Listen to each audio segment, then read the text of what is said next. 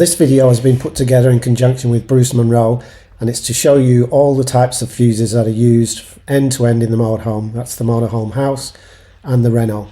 And these are the different types of fuses which we'll run through and their location. So first off, these are fuse pullers. You don't necessarily need these tools, but in some instances, the smaller fuses, you'll need some tweezers or similar to try and get the fuse out.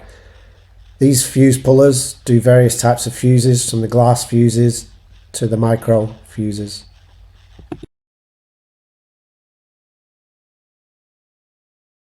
Let's run through the fuses and what they're called. First one is a glass fuse. The next is a micro fuse. Next is a standard fuse. Then on to the maxi fuse.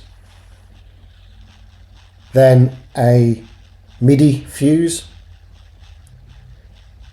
A MRBF fuse. And a mega fuse.